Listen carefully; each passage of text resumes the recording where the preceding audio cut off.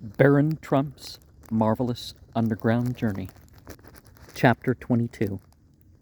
The Palace of Ice in the Golden Sunlight, and what I imagined it might contain. How we were halted by a couple of quaintly clad sentinels, the Cultiquirks, His Frigid Majesty King Gelidus. More about the Ice Palace, together with a description of the throne room, our reception by the king and his daughter, Schneebola, brief mention of Bullabrain, our Lord Hothead. The illustration is the battle for life with the white crabs, and he's in his boat with the snake bow, and if they didn't label it as crabs, I wouldn't quite get that, because it looks more like the tails of prawns than pinchers. But he's got his oar high, and he's obviously sailing past rock. Scarcely had I advanced 100 yards beyond the portal where I had halted when, happening to turn my eyes to the other side, a sight met them which sent a thrill of wonder and delight through my form. There upon the highest terrace stood a palace of ice, its slender minarets, its high-lifted towers, its rounded turrets, its spacious platform, and its broad flight of steps, all glittering in the sunlight as if gem-studded and jewel-set. It was a spectacle to stir the most indifferent heart, let alone one so full of ardor and buoyancy as mine.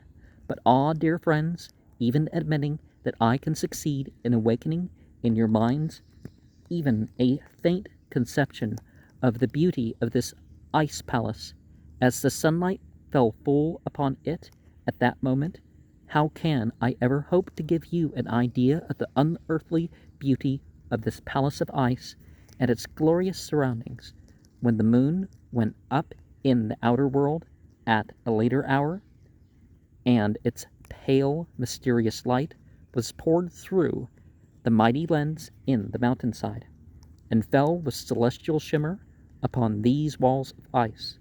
But the one thought that oppressed me now was, can this beautiful abode be without a tenant, without a living soul within its wonderful halls and chambers?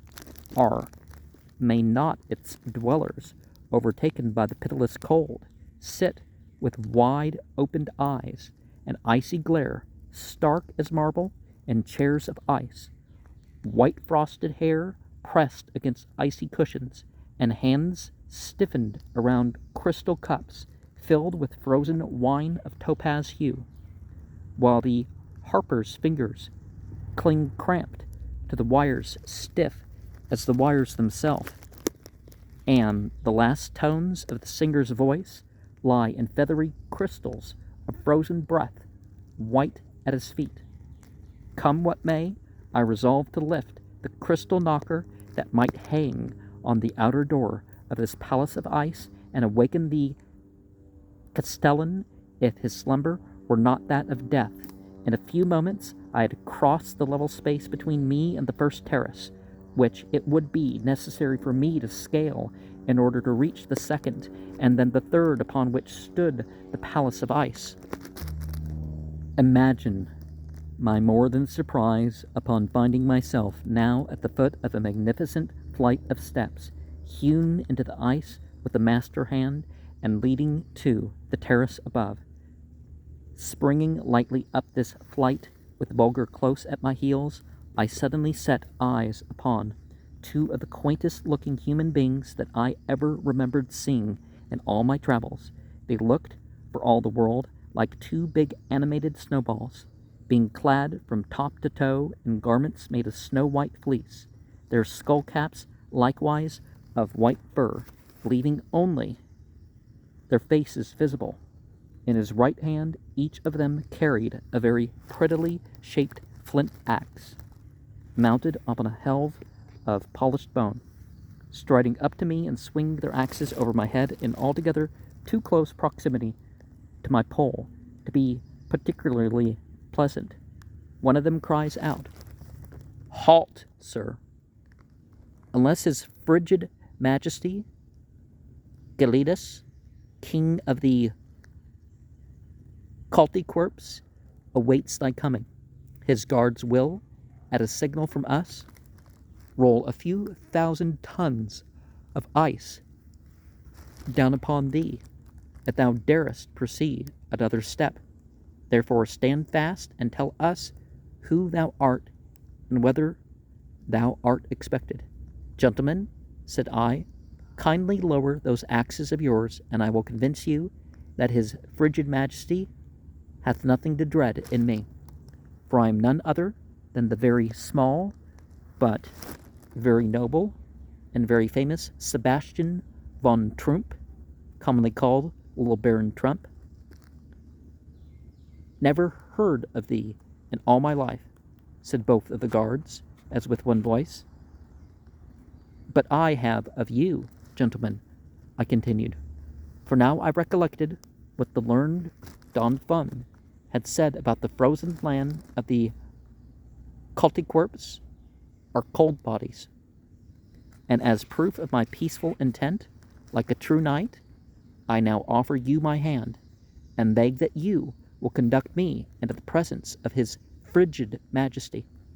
No sooner had the guard, standing next me, drawn off his glove and grasped my hand, than he let it loose again with a cry of fright. "Zounds, man! Art thou on fire? Why, thy hand burned me like the flame of a lamp." "Why, no, my friend," said I quietly. "That's my ordinary temperature." "And thy companion?" "Hath even a warmer heart than I have," was my reply. "Well, our word for it, little baron," exclaimed one of the guards with a chuckle. "There will be no place for thee except in the meat quarry, perhaps after thou hast been cooled off for a week or so. His frigid majesty will be able to have thee about." This was not a very cheerful prospect, for I had no particular desire to be laid away in the royal icebox for a week or so. Anyway, the only thing to be done was to insist upon being conducted at once into the presence of the king of the Cultiquerps, and abide by his decision. One of the guards, having saluted me by presenting his battle axe in real military style, faced about and began to ascend the grand staircase with intent to announce my arrival to his frigid majesty, while the other informed me that he would conduct me as far as the perron of the palace.